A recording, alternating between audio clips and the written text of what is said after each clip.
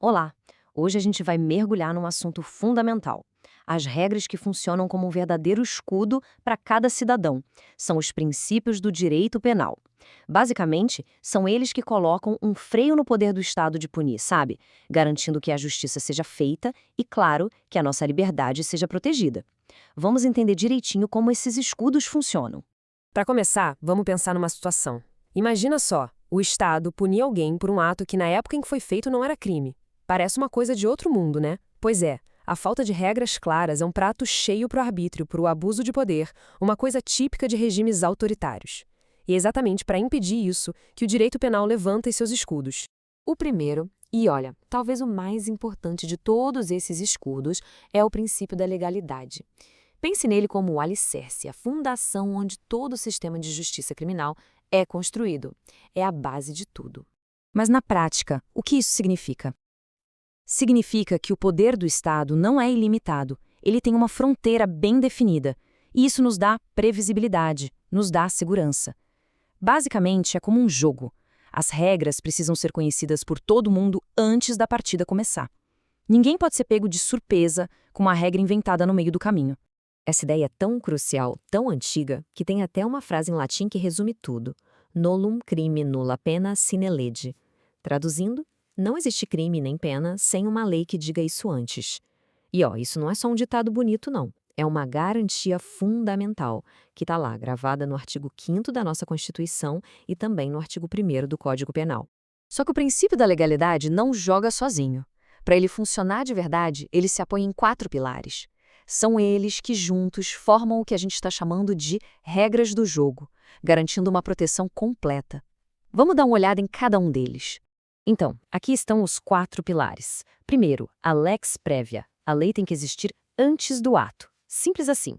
Segundo, a lex scripta. Só uma lei formal, criada e votada pelo Congresso, pode definir o que é crime. Ou seja, nada de um decreto presidencial criando um crime da noite para o dia. Terceiro, lex stricta. Proíbe usar a semelhança com outra lei para prejudicar alguém. E por último, a lex certa. A lei tem que ser clara, precisa, sem deixar espaço para interpretações vagas que podem levar a injustiças. Mas olha só, tem uma exceção muito importante naquela regra da lei anterior. A lei não pode voltar no tempo para prejudicar de jeito nenhum, mas ela deve voltar no tempo se for para beneficiar. Se uma nova lei for mais branda ou se deixar de considerar algo como crime, ela vai se aplicar aos casos que já aconteceram. É mais uma garantia da nossa Constituição. Em resumo, a lei só viaja no tempo se for para ajudar. E isso nos leva de volta àquele pilar da lex stricta, sobre a analogia. Usar uma lei parecida para prejudicar uma pessoa? Totalmente proibido. Um juiz não pode criar uma punição com base em semelhanças. Agora, usar uma lei parecida para beneficiar o réu? Aí sim está liberado. Percebe? O foco é sempre a proteção da liberdade. Certo, então as regras do jogo são bem claras. Mas e se o próprio jogo estiver indo longe demais? Será que todo e qualquer problema da sociedade precisa de uma resposta do direito penal? É isso que nos leva para a próxima camada de proteção. A ideia de que o direito penal deve ser sempre a última carta na manga. A expressão em latim que define essa ideia é ultima ratio, que significa literalmente o último recurso. Isso quer dizer que o direito penal, com suas consequências tão sérias como a prisão, só deve entrar em campo quando todas as outras alternativas já foram tentadas e falharam. Bom, e isso se materializa no chamado princípio da intervenção mínima. Ele funciona como um filtro, um freio, que diz para o legislador, calma lá, só transforma algo em crime se for estritamente necessário. E necessário para quê? Para proteger os bens mais valiosos da sociedade, como a vida, a liberdade, e só depois que outras áreas do direito, como o civil ou o administrativo, não deram conta do recado. Essa característica tem um nome: subsidiariedade. É como se o direito penal ficasse no banco de reservas, esperando. Ele só entra em jogo se o time titular, o direito civil com suas indenizações, o administrativo com suas multas, não conseguir resolver o problema. A ideia central aqui, no fundo, é de racionalidade.